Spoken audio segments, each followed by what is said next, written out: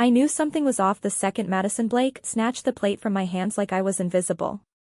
It wasn't just rude, it was the way she smiled doing it, loud enough for the whole room to hear. Staff eats in the kitchen. 15 years ago, I turned an old cliffside inn into Pacific Crest Estate, one of Big Sur's most beautiful wedding venues. Ethan Caldwell and I have been friends since college. He built a solid tech career in the Bay Area, always the steady guy. When he asked me to host his wedding, I said yes, without hesitation. But Madison turned the quiet coastal day they'd planned into an influencer spectacle, drone shots, brand sponsors, ring lights everywhere. She trimmed Ethan's real friends and added, content creators. I accommodated what I could. My lawyer had insisted on one standard California clause in every contract, Section 7.3, decorum and respect. Public mistreatment of owners or staff lets the venue terminate immediately to protect everyone. It's boilerplate for high-end places out here, keeps things safe and civil.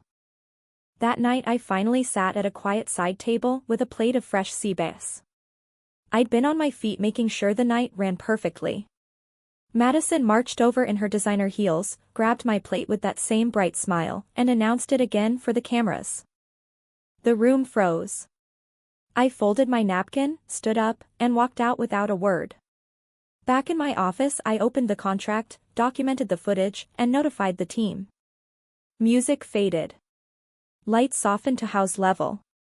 Service paused politely. The coordinator handed Madison a printed copy of Clause 7.3, her signature circled. Her face crumpled. You can't be serious. Ethan finally stepped up. Madison, she's not staff, she owns the place. And she's my oldest friend. Guests filed out quietly, no yelling, just stunned silence. Later that night Ethan found me on the terrace overlooking the ocean. I'm so sorry, Rachel. I should have spoken up months ago. I let her steamroll everything because it was easier. Madison joined us, makeup streaked, no filters left.